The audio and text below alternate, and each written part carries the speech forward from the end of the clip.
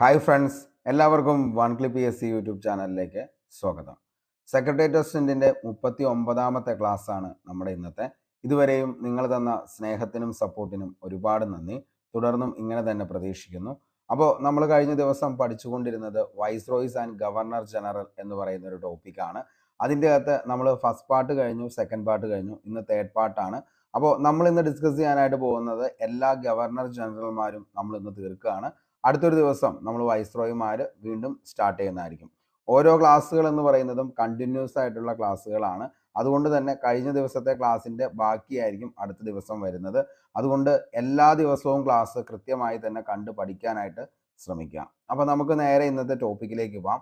നമ്മൾ ഇന്ന് first discuss ചെയ്യാനായിട്ട് പോകുന്നത് ചാൾസ് മെറ്റ്കഫിനെ കുറിച്ചാണ്. ഓക്കെ, അദ്ദേഹത്തിൻ്റെ കാലഘട്ടം എന്ന് പറയുന്നത് 1835 മുതൽ 1836 വരെയാണ് ചാൾസ് മെറ്റ്കഫിന്റെ കാലഘട്ടം എന്ന് പറയുന്നത്. ഓക്കെ, 1835 ഗവർണർ ജനറലിന്റെ താൽക്കാലിക പദവി വഹിച്ചത് ചാൾസ് മെറ്റ്കഫ് ആണ്. ഓക്കെ, അപ്പോൾ 1835 ഗവർണർ ജനറലിന്റെ താൽക്കാലിക പദവി വഹിച്ചത് ആരാണ് എന്ന് ചോദിച്ചു കഴിഞ്ഞാൽ അത് ചാൾസ് മെറ്റ്കഫ് ആണ്. ഇന്ത്യയിൽ പൂർണ്ണ പത്രസ്വാതന്ത്ര്യം അനുവദിച്ച ഗവർണർ ജനറൽ. ഒത്തിരി തവണ ചോദിച്ചൊരു ചോദ്യമാണ്. ഇന്ത്യയിൽ പൂർണ്ണ പത്രസ്വാതന്ത്ര്യം അനുവദിച്ചത് ഏത് ഗവർണർ ജനറൽ ആണെന്നുള്ളത്. അത് ചാൾസ് മെറ്റ്കഫ് ആണ്. അതുകൊണ്ട് തന്നെ ലിബറേറ്റർ ഓഫ് പ്രസ് എന്നറിയപ്പെടുന്നത് ആരാണെന്ന് ചോദിച്ചു കഴിഞ്ഞാൽ അത് ചാൾസ് മെറ്റ്കഫ് ആണ്. ഒത്തിരി എക്സാമുകളിൽ PSC ചോദിച്ചിട്ടുണ്ട്. ലിബറേറ്റർ ഓഫ് പ്രസ് എന്നറിയപ്പെടുന്നത് താഴെ പറയുന്നവയിൽ ഏത് ഗവർണർ ജനറൽ ആണ് എന്ന് ചോദിച്ചാൽ മക്കളെ അതാരാണ്? അത് ചാൾസ് മെറ്റ്കഫ് ആണ്. ദേശീയ സമരകാലത്ത് ഇന്ത്യൻ പത്രങ്ങളുടെ വിമോചകനായി കണക്കാക്കിയിരുന്ന വ്യക്തിയാണ് ചാൾസ് മെറ്റ്കഫ്. അതേപോലെ തന്നെ 1835 ഗൂംസൂർ കലാപകാലത്ത് ഗവർണർ ജനറൽ ആയിരുന്നത് അതും ആര് തന്നെയാണ്? ചാൾസ് മെറ്റ്കഫ് ആണ്. ഓക്കെ, അപ്പോൾ ചാൾസ് മെറ്റ്കഫുമായി ബന്ധപ്പെട്ട ഈ ഒരു 5 പോയിന്റ് വെരി വെരി ഇമ്പോർട്ടൻ്റ് ആണ്, പഠിച്ചു വച്ചോ. അപ്പോൾ 1835 to 36 കാലഘട്ടം. താൽക്കാലിക ഗവർണർ ജനറലായിട്ട് എന്ത് ചെയ്തിട്ടുണ്ട്? ചാൾസ് മെറ്റ്കഫ് വന്നിട്ടുണ്ട്. അതേപോലെ തന്നെ ഇന്ത്യയിൽ പൂർണ്ണ പത്രസ്വാതന്ത്ര്യം അനുവദിച്ചു. അതേപോലെ ദേശീയ സമരകാലത്ത് ഇന്ത്യൻ പത്രങ്ങളുടെ വിമോചകനായി കണക്കാക്കിയിരുന്നു. അതേപോലെ തന്നെ എന്താണ്? ലിബറേറ്റർ ഓഫ് പ്രസ് എന്ന പേരിൽ അറിയപ്പെട്ടു. ഗൂംസൂർ കലാപത്ത് ആരായിരുന്നു ഗവർണർ ജനറൽ എന്ന് ചോദിച്ചു കഴിഞ്ഞാൽ അത് ചാൾസ് മെറ്റ്കഫ് ആണ്. ഓക്കെ, ഇനി നമുക്ക് അടുത്തൊരു ഗവർണർ ജനറലെ കുറിച്ച് നോക്കാം. ഓക്ക്ലാൻഡ് പ്രഭു. ഓക്ക്ലാൻഡ് പ്രഭുവിന്റെ കാലഘട്ടം എന്ന് പറയുന്നത് 1836 മുതൽ 1842 വരെയാണ് ഓക്ക്ലാൻഡ് പ്രഭുവിന്റെ കാലഘട്ടം എന്ന് പറയുന്നത്. ഒന്നാം അഫ്ഗാൻ യുദ്ധം നടന്നത് ആരുടെ കാലത്താണെന്ന് ചോദിച്ചു കഴിഞ്ഞാൽ അത് ഓക്ക്ലാൻഡ് പ്രഭുവിന്റെ കാലത്താണ്. ഒന്നാം അഫ്ഗാൻ യുദ്ധം നടന്നത് ഓക്ക്ലാൻഡ് പ്രഭുവിന്റെ കാലത്ത്. ഓക്ക്ലാൻഡ് പ്രഭുവിന്റെ വിഡ്ഢിത്തം എന്നറിയപ്പെടുന്ന യുദ്ധമാണ് ഒന്നാം അഫ്ഗാൻ യുദ്ധം എന്ന് പറയുന്നത്. അപ്പോൾ ഓക്ക്ലാൻഡിന്റെ വിഡ്ഢിത്തം എന്നറിയപ്പെടുന്ന യുദ്ധം ഏതാണ് എന്ന് ചോദിച്ചു കഴിഞ്ഞാൽ അത് ഒന്നാം അഫ്ഗാൻ യുദ്ധമാണ്. സിംല മാനിഫെസ്റ്റോ പുറത്തിറക്കിയ ഗവർണർ ജനറൽ ആരാന്ന് ചോദിച്ചു കഴിഞ്ഞാൽ അതും ഓക്ക്ലാൻഡ് പ്രഭു ആണ്. 3 പോയിന്റ്സ് ആണ് പഠിക്കാനുള്ളൂ, ഇമ്പോർട്ടൻ്റ് ആണ്. ഒന്നാം അഫ്ഗാൻ യുദ്ധം നടന്നത് ഓക്ക്ലാൻഡ്. അതേപോലെ തന്നെ എന്താണ്?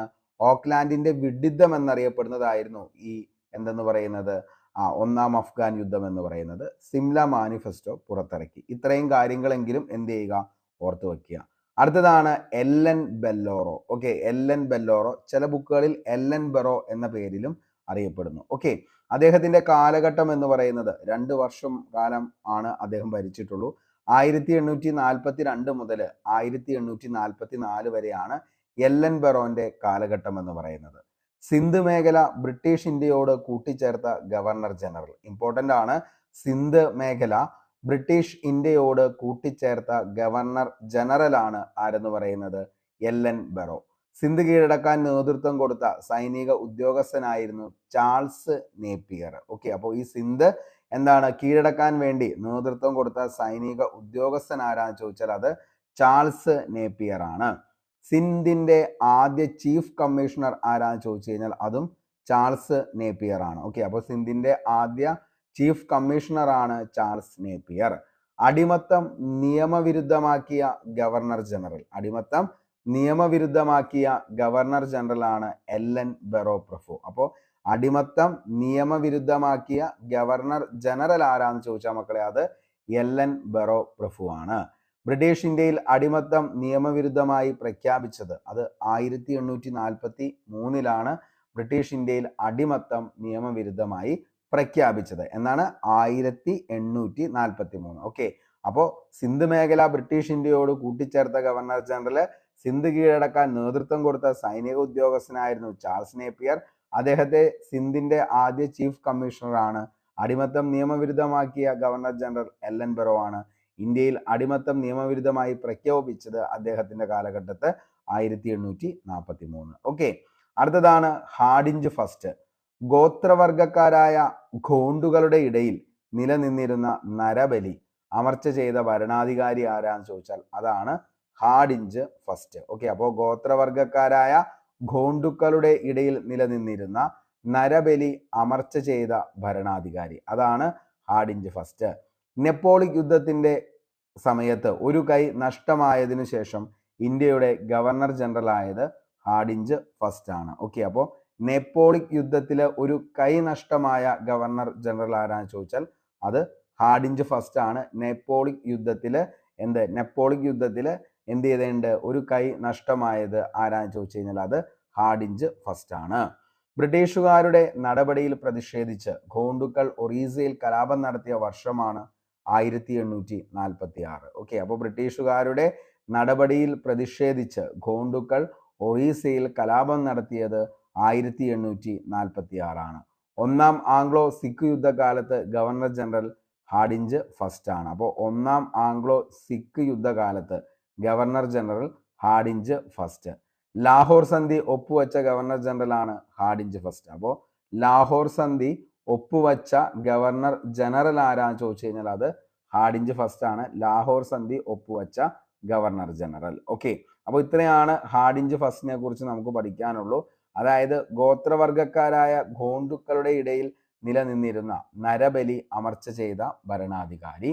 നെപ്പോളിക് യുദ്ധത്തിൽ ഒരു കൈ നഷ്ടമായതിനു ശേഷം ഇന്ത്യയുടെ ഗവർണർ ജനറൽ ആയത് ആരാന്ന് ചോദിച്ചാൽ അത് ഹാഡിഞ്ച് ഫസ്റ്റ് ആണ്. അതേപോലെ തന്നെ ബ്രിട്ടീഷുകാരുടെ നടപടിയിൽ പ്രതിഷേധിച്ച് ഖോണ്ടുക്കൾ ഒറീസയിൽ കലാപം നടത്തിയ വർഷം എന്നാന്ന് ചോദിച്ചു കഴിഞ്ഞാൽ അത് 1846 ആണ്. ഒന്നാം ആംഗ്ലോ സിഖ് യുദ്ധകാലത്ത് ഗവർണർ ജനറൽ ആയിരുന്നു ഹാഡിഞ്ച് ഫസ്റ്റ്. ലാഹോർ സന്ധി ഒപ്പുവെച്ച സമയത്തെ ഗവർണർ ജനറൽ ആരാന്ന് ചോദിച്ചാൽ അതുമാര് തന്നെയാണ് നമ്മുടെ ഹാഡിഞ്ച് ഫസ്റ്റ് ആണ്. ഓക്കെ, ഇനി നമുക്ക് അടുത്തൊരു ഗവർണർ ജനറലെ കുറിച്ച് നോക്കാം. അത് ഡൽഹൌസി പ്രഭുവാണ്.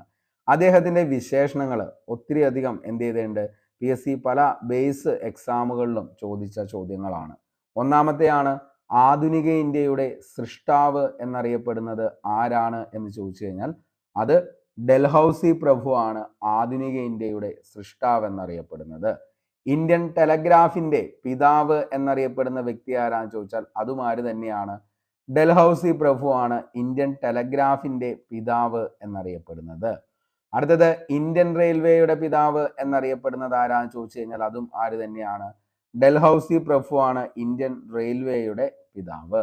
ഇന്ത്യൻ തപാൽ സംവിധാനത്തിന്റെ പിതാവ് എന്നറിയപ്പെടുന്നതും ആര് തന്നെയാണ് ഡൽഹൌസി പ്രഭു തന്നെയാണ് ഇന്ത്യൻ തപാൽ സംവിധാനത്തിന്റെ പിതാവ് എന്നറിയപ്പെടുന്നത്. ഇന്ത്യൻ എഞ്ചിനീയറിംഗ് സർവീസുകളുടെ പിതാവ് അതും ആര് തന്നെയാണ് നമ്മുടെ ഡൽഹൌസി പ്രഭുവാണ് ഇന്ത്യൻ എഞ്ചിനീയറിംഗ് സർവീസുകളുടെ പിതാവ് എന്ന് അറിയപ്പെടുന്നത്. അപ്പോൾ ഇത്രയും പോയിന്റ്സുകളാണ് അദ്ദേഹത്തെ കുറിച്ച് ഏറ്റവും കൂടുതൽ PSC ചോദിച്ചേക്കുന്ന വിശേഷണങ്ങൾ എന്ന് പറയുന്നത്. അപ്പോൾ താഴെ പറയുന്ന എന്താണ് വിശേഷണങ്ങളിൽ ഡൽഹൌസിയുമായി ബന്ധപ്പെട്ടത് മാത്രം തിരഞ്ഞെടുക്കുക അല്ലെങ്കിൽ ഡൽഹൌസിയുമായി ബന്ധമില്ലാത്ത പ്രസ്താവന തിരഞ്ഞെടുക്കുക എന്ന് ചോദിച്ചു കഴിയുമ്പോൾ നമുക്കിത് വ്യക്തമായിട്ട് അറിഞ്ഞിരിക്കണം. അപ്പോൾ ഒന്നുകൂടി പറയാം, ഡൽഹൌസി പ്രഭു അദ്ദേഹത്തെ എന്തൊക്കെയാണ് വിശേഷിപ്പിച്ചിരുന്നതെന്ന് ചോദിച്ചു കഴിഞ്ഞാൽ ആധുനിക ഇന്ത്യയുടെ സൃഷ്ടാവ് എന്നതാണ് നമ്മുടെ ആദ്യത്തെ വിശേഷണം.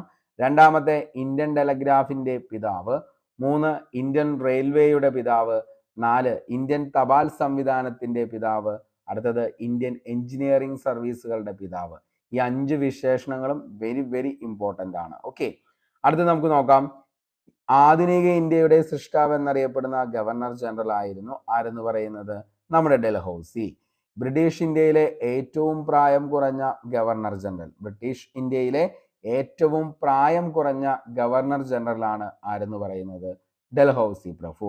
ഡൽഹൌസി പ്രഭുവിന്റെ ശരിയായ പേരാണ് ജെയിംസ് ആൻഡ്രൂ ബ്രൗൺ റസേ. ഓക്കെ, അപ്പോൾ ജെയിംസ് ആൻഡ്രൂ ബ്രൗൺ റാംസേ എന്ന് പറയുന്നത് താഴെ പറയുന്നവയിൽ ആരുടെ ശരിയായ പേരാണ് എന്ന് ചോദിച്ചു കഴിഞ്ഞാൽ ഡൽഹൌസി പ്രഭുവിന്റെ ശരിയായ പേരായിരുന്നു ജെയിംസ് ആൻഡ്രൂ ബ്രൗൺ റാംസേ എന്ന് പറയുന്നത്. ഓക്കെ, ഇന്ത്യയിൽ ആദ്യമായി റെയിൽവേ ഗതാഗതം കൊണ്ടുവന്ന ഭരണാധികാരി, ഇന്ത്യയിൽ ആദ്യമായി റെയിൽവേ ഗതാഗതം കൊണ്ടുവന്ന ഭരണാധികാരി ആരാന്ന് ചോദിച്ചു കഴിഞ്ഞാൽ അതാരാണ്?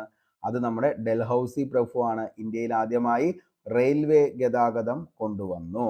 ഇന്ത്യയിൽ റെയിൽവേ ആരംഭിച്ച വർഷം എന്നാണ്? 1853 ഏപ്രിൽ 16 ഇന്ത്യയിൽ ആദ്യമായി റെയിൽവേ ആരംഭിച്ചത്. ഇന്ത്യയിലെ ആദ്യത്തെ റെയിൽവേ പാതയാണ് ബോംബെ മുതൽ താനെ വരെയാണ് ഏതെന്ന് പറയുന്നത് ഇന്ത്യയിലെ ആദ്യത്തെ റെയിൽവേ പാത എന്ന് പറയുന്നത്. ഓക്കെ, അപ്പോൾ ഇന്ത്യയിൽ ആദ്യത്തെ റെയിൽവേ ഗതാഗതം കൊണ്ടുവന്ന ഭരണാധികാരി, ഇന്ത്യൻ റെയിൽവേ ആരംഭിച്ച വർഷം 1853 ഏപ്രിൽ 16. എവിടെ മുതൽ എവിടെ വരെ ആയിരുന്നു ഇന്ത്യൻ റെയിൽവേയുടെ പാത നീണ്ടു കിടന്നത് എന്ന് ചോദിച്ചു കഴിഞ്ഞാൽ എവിടെ മുതലാണ്? ബോംബെ മുതൽ താനെ വരെ. ചാർട്ടർ ആക്ട് 1853, ഫോറസ്റ്റ് ചാർട്ടർ 1855 എന്നിവ നിലവിൽ വന്നപ്പോൾ ഗവർണർ ജനറൽ ആയിരുന്നു ആര്? ഡൽഹൌസി പ്രഭു. അപ്പോൾ ഓർത്തു വെച്ചോ, ചാർട്ടർ ആക്ട് 1853, ഫോറസ്റ്റ് ചാർട്ടർ 1855 എന്നിവ നിലവിൽ വന്നപ്പോൾ ഗവർണർ ജനറൽ ആരായിരുന്നു? അത് നമ്മുടെ ഡൽഹൌസി പ്രഭു ആയിരുന്നു. ആധുനിക തപാൽ സംവിധാനം, ടെലഗ്രാഫ് എന്നിവ ആരംഭിച്ച ഭരണാധികാരി. അപ്പോൾ ആധുനിക തപാൽ സംവിധാനം അതേപോലെ തന്നെ ടെലഗ്രാഫ് എന്നിവ ആരംഭിച്ച ഭരണാധികാരിയാണ് ഡൽഹൌസി. ഇന്ത്യയിലെ ആദ്യത്തെ ടെലഗ്രാഫ് ലൈൻ ആണ് കൊൽക്കത്ത ഡയമണ്ട് ഹാർബർ. ഓക്കെ, അപ്പോൾ ഇന്ത്യയിലെ ആദ്യത്തെ ടെലഗ്രാഫ് ലൈൻ ഏതാണ് എന്ന് ചോദിച്ചു കഴിഞ്ഞാൽ ഇതൊക്കെ ഒത്തിരി തവണ PSC ചോദിച്ചേക്കണതാണ് കേട്ടോ. ഇന്ത്യയിലെ ആദ്യത്തെ ടെലഗ്രാഫ് ലൈൻ ആണ് കൊൽക്കത്ത ഡയമണ്ട് ഹാർബർ. അതേപോലെ തന്നെ ഇന്ത്യയിലെ ആദ്യത്തെ റെയിൽവേ എവിടെ മുതൽ എവിടെ വരെയാണ് എന്നാണ് ആരംഭിച്ചത്? 1853 ഏപ്രിൽ 16 ബോംബെ ടു താനെ. ഇതൊക്കെ ഒത്തിരി തവണ എന്ത് ചെയ്തേക്കണതാണ്? PSC ചോദിച്ചു പോയേക്കണ ചോദ്യങ്ങളാണ്, ബേസ് ചോദ്യങ്ങളാണ്. ഇതൊക്കെ നമ്മൾ ഒരു കാരണവശാലും എന്ത് ചെയ്യാൻ പാടില്ല? തെറ്റിക്കാനായിട്ട് പാടില്ല. ഓക്കെ, അടുത്തത് ഇന്ത്യയിലെ ആദ്യത്തെ telegraph line Kolkata diamond harbour. പൊതുമരാമത്ത് വകുപ്പ് ആരംഭിച്ച ഭരണാധികാരിയാണ് ആരെന്ന് പറയുന്നത്? ഡൽഹൌസി. അപ്പോൾ പൊതുമരാമത്ത് ആരംഭിച്ച ഭരണാധികാരിയാണ് ഡൽഹൌസി. ഡൽഹൌസിയുടെ പേരിലുള്ള പട്ടണം സ്ഥിതി ചെയ്യുന്നത് ഒത്തിരി തവണ ചോദിച്ച പോയിന്റ് എവിടെയാണ്? ഹിമാചൽ പ്രദേശിലാണ് ഡൽഹൌസിയുടെ പേരിലുള്ള പട്ടണം സ്ഥിതി ചെയ്യുന്നത്. അപ്പോൾ എന്താണ്? ഹിമാചൽ പ്രദേശിലെ ഒരു സുഖവാസ കേന്ദ്രമാണ് ഏതെന്ന് പറയുന്നത്? ഡൽഹൌസി എന്ന് പറയുന്നത്. വിദ്യാഭ്യാസ പരിഷ്കാരങ്ങൾക്കായി വുഡ്സ് ഡെസ്പാച്ച് വിദ്യാഭ്യാസ കമ്മീഷൻ, നമുക്കറിയാം വുഡ്സ് വിദ്യാഭ്യാസ കമ്മീഷൻ, ഇതിനെ നിയമിച്ച ഗവർണർ ജനറൽ ആയിരുന്നു ആരെന്ന് പറയുന്നത്? ഡൽഹൌസി. അപ്പോൾ വിദ്യാഭ്യാസ പരിഷ്കാരങ്ങൾക്കായി വുഡ്സ് വിദ്യാഭ്യാസ കമ്മീഷനെ നിയമിച്ച ഗവർണർ ജനറൽ. അപ്പോൾ വിദ്യാഭ്യാസ പരിഷ്കാരങ്ങൾക്കായി വുഡ്സ് വിദ്യാഭ്യാസ കമ്മീഷനെ നിയമിച്ച ഗവർണർ ജനറൽ ആരായിരുന്നു എന്ന് ചോദിച്ചു കഴിഞ്ഞാൽ അതാരാണ്? അത് നമ്മുടെ ഡൽഹൌസി പ്രഭുവാണ്. ഇന്ത്യൻ വിദ്യാഭ്യാസത്തിന്റെ മാഗ്ന കാർട്ട എന്നറിയപ്പെടുന്നത് വുഡ്സ് ഡെസ്പാച്ച് ആണ്. ഇന്ത്യൻ വിദ്യാഭ്യാസത്തിന്റെ മാഗ്ന കാർട്ട എന്നറിയപ്പെടുന്നത്. നമുക്കറിയാം 1854 വുഡ്സ് ഡെസ്പാച്ച് നിലവിൽ വന്നത്. അപ്പോൾ ഇന്ത്യൻ വിദ്യാഭ്യാസത്തിന്റെ മാഗ്ന കാർട്ട എന്നറിയപ്പെടുന്നതാണ് വുഡ്സ് ഡെസ്പാച്ച്. നിലവിൽ വന്നത് 1854. ഇന്ത്യയിലെ ആദ്യത്തെ എഞ്ചിനീയറിംഗ് കോളേജിൽ ഒന്നായ തോംസൺ കോളേജ് സ്ഥാപിച്ചത് ഡൽഹൌസിയാണ്. അപ്പോൾ ഇന്ത്യയിലെ തന്നെ ആദ്യത്തെ എഞ്ചിനീയറിംഗ് കോളേജിൽ ഒന്നായ തോംസൺ കോളേജ് സ്ഥാപിച്ചത് ഡൽഹൌസിയാണ്. ഈ തോംസൺ കോളേജ് ആണ് പിന്നീട് റൂർക്കി IIT ആയിട്ട് മാറിയത്. അപ്പോൾ അതൊന്ന് ഓർത്തു വെച്ചോ. തോംസൺ കോളേജ് സ്ഥാപിച്ചത് ആരാണ്? ഡൽഹൌസി ആണ്. ഇന്ത്യയിലെ ആദ്യത്തെ എഞ്ചിനീയറിംഗ് കോളേജുകളിൽ ഒന്നാണ് ഈ പറയുന്ന തോംസൺ കോളേജ്. പിന്നീട് അതാണ് റൂർക്കി IIT ആയിട്ട് മാറിയത്. ഹിന്ദു വിധവ പുനർവിവാഹ നിയമത്തിന്റെ കരട് തയ്യാറാക്കിയത് ആരാന്ന് ചോദിച്ചാൽ അതും ഡൽഹൌസിയാണ്. വിധവ പുനർവിവാഹ നിയമം പാസാക്കിയ വർഷമായിരുന്നു 1856. വിധവ പുനർവിവാഹ നിയമം പാസാക്കാൻ പ്രേരണ ചെലുത്തിയത് അദ്ദേഹത്തെ ആരാന്ന് ചോദിച്ചു കഴിഞ്ഞാൽ ഈശ്വരചന്ദ്ര വിദ്യാസാഗർ ആണ്. ഓക്കെ, അപ്പോൾ വിധവ പുനർവിവാഹ നിയമം പാസാക്കാൻ പ്രേരണ ചെലുത്തിയത് ഈശ്വരചന്ദ്ര വിദ്യാസാഗർ ആണ്. ഓക്കെ, അടുത്തതാണ് കൺഫ്യൂസിങ് ഫാക്റ്റ് ആണ് കേട്ടോ, എപ്പോഴും ചോദിക്കുന്നതാണ്. അതായത് ദത്തവകാശ നിരോധന നിയമം നടപ്പിലാക്കിയത് ഡൽഹൌസിയാണ്. നമുക്കറിയാം ദത്തവകാശ നിരോധന നിയമം നടപ്പിലാക്കിയത് ഡൽഹൌസിയാണ്. അങ്ങനെ 1848 ദത്തവകാശ നിരോധന നിയമം നടപ്പിലാക്കുന്നത്. അങ്ങനെ ദത്തവകാശ നിരോധന നിയമം വഴി ആദ്യമായി കൂട്ടിച്ചേർക്കപ്പെട്ട നാട്ടുരാജ്യം ഏതാണെന്നുള്ളത് താഴെ ഒന്ന് നിങ്ങൾ കമന്റ് ചെയ്യുക. അപ്പോൾ ദത്തവകാശ നിരോധന നിയമം വഴി ആദ്യമായി കൂട്ടിച്ചേർക്കപ്പെട്ട നാട്ടുരാജ്യം ഏതാണെന്നുള്ളതാണ് നമ്മുടെ ഇന്നത്തെ ഹോട്ട് ക്വസ്റ്റ്യൻ. താഴെ കമന്റ് ബോക്സിൽ നിങ്ങളുടെ ഉത്തരം രേഖപ്പെടുത്തുക. നമ്മൾ ഓൾറെഡി ഇതൊക്കെ എന്ത് ചെയ്തേക്കുന്നതാണ്, പഠിച്ചു പോയതാണ് കഴിഞ്ഞൊരു ക്ലാസ്സിൽ ദത്തവകാശ നിരോധന നിയമത്തെ കുറിച്ച് പറഞ്ഞപ്പോൾ. ഓക്കെ, ദത്തവകാശ നിരോധന നിയമം റദ്ദു ചെയ്തത് കാനിംഗ് പ്രഭു ആണ്. 1859 നമ്മൾ എന്ത് ചെയ്യുന്നത്, ദത്തവകാശ നിരോധന നിയമം റദ്ദ് ചെയ്യുന്നത്. അത് ആരാണെന്ന് ചോദിച്ചു കഴിഞ്ഞാൽ അത് കാനിംഗ് പ്രഭു ആണ്. അപ്പൊ നടപ്പിലാക്കിയത് 1848 ഈ നിയമം റദ്ദ് ചെയ്തത് 1859 അപ്പൊ ഇത്രയും കാര്യങ്ങളാണ് നമുക്ക് ഗവർണർ ജനറൽമാരിൽ നമുക്ക് ഏറ്റവും ഇമ്പോർട്ടൻ്റ് ആയിട്ട് പഠിക്കാനുള്ളത്. നമ്മൾ പറഞ്ഞു 5 പോയിന്റ്സ് ആണ് ഡൽഹൌസിയുടെ നമുക്ക് ഏറ്റവും പ്രധാനപ്പെട്ട ആധുനിക ഇന്ത്യയുടെ സൃഷ്ടാവ്, അതേപോലെ ഇന്ത്യൻ ടെലഗ്രാഫിന്റെ പിതാവ്, ഇന്ത്യൻ റെയിൽവേയുടെ പിതാവ്, ഇന്ത്യൻ തപാൽ സംവിധാനത്തിന്റെ പിതാവ്, ഇന്ത്യൻ എഞ്ചിനീയറിംഗ് സർവീസുകളുടെ പിതാവ്. 5 വിശേഷണങ്ങൾ പഠിച്ചിരിക്കണം. അതേപോലെ ആധുനിക ഇന്ത്യയുടെ സൃഷ്ടാവ്, ബ്രിട്ടീഷ് ഇന്ത്യയിലെ ഏറ്റവും പ്രായം കുറഞ്ഞ ഗവർണർ ജനറൽ ഡൽഹൌസി പ്രഭുവിന്റെ ശരിയായ പേരായിരുന്നു ജെയിംസ് ആൻഡ്രൂ ബ്രൗൺ റംസെ എന്നുള്ളത്. ഇന്ത്യയിൽ ആദ്യമായി റെയിൽവേ ഗതാഗതം കൊണ്ടുവന്ന ഭരണാധികാരി. അതേപോലെ തന്നെ ഇന്ത്യൻ റെയിൽവേ ആരംഭിച്ചത് 1853 ഏപ്രിൽ 16 ബോംബെ ടു താനെയാണ്. ചാർട്ടർ ആക്ടും അതേപോലെ തന്നെ ഫോറസ്റ്റ് ചാർട്ടർ ആക്ട് നിലവിൽ വന്നപ്പോൾ അദ്ദേഹമായിരുന്നു ഗവർണർ ജനറൽ. ആധുനിക തപാൽ സംവിധാനം, ടെലഗ്രാഫ് എന്നിവ ആരംഭിച്ചതും ഡൽഹൌസി തന്നെയാണ്. ആദ്യത്തെ നിലവിലത്തെ ടെലഗ്രാഫ് ലൈൻ ആയിട്ടുള്ള ഹാർബർ, ഡയമണ്ട് ഹാർബർ, ഇന്ത്യയിലെ ആദ്യത്തെ telegraph line Kolkata diamond harbour ആണ്. പൊതുമരാമത്ത് വകുപ്പ് ആരംഭിച്ച ഭരണാധികാരി ഡൽഹൌസിയാണ്. ഡൽഹൌസിയുടെ പേരിലുള്ള പട്ടണമാണ് ഹിമാചൽ പ്രദേശിലെ സുവാസ കേന്ദ്രമായിട്ടുള്ള ഡൽഹൌസി. ഓക്കെ, അത് എവിടെയാണെന്ന് ചോദിച്ചാൽ ഹിമാചൽ പ്രദേശ്. വുഡ്സ് വിദ്യാഭ്യാസ കമ്മീഷൻ 1854 കൊണ്ടുവന്നത് ഇദ്ദേഹമാണ്. അതേപോലെ തന്നെ ഈ പറയുന്ന നമ്മുടെ തോംസൺ കോളേജ് നിർമ്മിക്കാനായിട്ട് എന്ത് ചെയ്തു, സ്ഥാപിച്ചത് അദ്ദേഹമായിരുന്നു. അതേപോലെ തന്നെ ഇന്ന് അത് റൂർക്കി IIT ആയിട്ടാണ് നിലവിൽ അറിയപ്പെടുന്നത്. ഹിന്ദു വിധവാ പുനർവിവാഹ നിയമത്തിന്റെ കരട് തയ്യാറാക്കിയത് ഡൽഹൌസി. ആ നിയമം പാസ്സാക്കിയത് 1856. അതിന് ഏറ്റവും കൂടുതൽ പ്രോത്സാഹനം നൽകിയത് ആരാന്ന് ചോദിച്ചു കഴിഞ്ഞാൽ ഈശ്വരചന്ദ്ര വിദ്യാസാഗറാണ്. അതേപോലെ ദത്തവകാശ നിരോധന നിയമം നടപ്പിലാക്കിയത് ഡൽഹൌസിയും ദത്തവകാശ നിരോധന നിയമം റദ്ദു ചെയ്തത് കാനിംഗ് പ്രഭു ആണ്. ഇത്രയാണ് നമുക്കിനി പഠിക്കാനുള്ളൂ ഗവർണർ ജനറൽ. ഇനി നമുക്ക് അടുത്തൊരു ക്ലാസ്സിൽ ഡിസ്കസ് ചെയ്യാനായിട്ട് പോകുന്നത് ഇന്ത്യയിലെ ഏറ്റവും പ്രധാനപ്പെട്ട വൈസ്രോയിമാർ ആരൊക്കെയാണെന്നുള്ളതും അവരുടെ ഏറ്റവും ഇമ്പോർട്ടൻ്റ് ആയിട്ടുള്ള ഭരണ പരിഷ്കാരങ്ങൾ എന്തൊക്കെയാണ് എന്നതിനെ കുറിച്ചാണ്. അപ്പോൾ ക്ലാസ്സുകൾ എല്ലാവരും കൃത്യമായി തന്നെ കണ്ടുപോവുക. റിവിഷൻസ് മസ്റ്റ് ആണ്. ഓരോ ദിവസവും പഠിക്കുന്നത് കൃത്യമായി തന്നെ നോട്ട്സുകൾ ടെലഗ്രാമിൽ അവൈലബിൾ ആണ്. അപ്പോൾ നോട്ട്സ് വായിക്കുക, ക്ലാസ് കാണുക, അതേപോലെ തന്നെ എന്ത് ചെയ്യുക, ക്വസ്റ്റ്യൻ ബോൾ അറ്റൻഡ് ചെയ്യുക. 3 പ്രോസസ്സിലൂടെ സിസ്റ്റമാറ്റിക് ആയിട്ട് തന്നെ നിങ്ങൾ പഠിച്ചു പോന്നു കഴിഞ്ഞാൽ തീർച്ചയായിട്ടും നിങ്ങൾക്ക് നല്ലൊരു റാങ്കിലേക്ക് വരാനായിട്ട് പറ്റും.